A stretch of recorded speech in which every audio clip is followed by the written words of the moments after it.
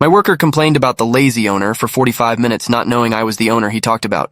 I walked into the break room at my manufacturing plant wearing jeans and an old college hoodie, carrying my lunch in a paper bag like I always did.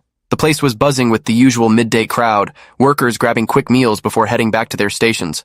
I'd owned this company for 15 years after buying it from my mentor, who'd taught me everything about the business, and I made it a point to dress like everyone else when I visited the floor. No fancy suits or executive badges, just comfortable clothes that let me blend in and see how things really ran when nobody knew the boss was watching. I spotted an empty seat at one of the long tables and sat down next to a guy I'd seen around but never formally met. He was maybe mid-30s with a perpetual scowl and was already mid-conversation with two other workers across from us.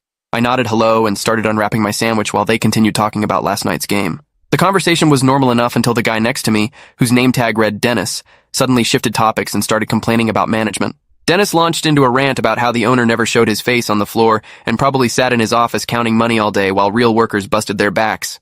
The two guys across from us nodded along, clearly having heard this speech before. I kept my expression neutral and took a bite of my sandwich, listening carefully as Dennis described in detail how he imagined I spent my days. According to him, I rolled into work around noon in a luxury car, took 3-hour lunches at expensive restaurants, and left by 4 without ever setting foot in the actual plant. He said the owner clearly didn't care about the people who made him rich and probably couldn't even operate the machinery if his life depended on it. One of the other guys mentioned he'd heard the owner was some rich kid who inherited the business, which wasn't true at all since I'd bought it with money I'd saved from working 2 jobs for a decade. But I didn't correct him, just kept eating and listening while Dennis got more animated with each complaint. He was really warming up now, gesturing with his sandwich and raising his voice enough that people at nearby tables were starting to glance over. Dennis went on to say that the owner probably didn't even know half the workers' names and definitely didn't appreciate how hard everyone worked to keep production numbers up.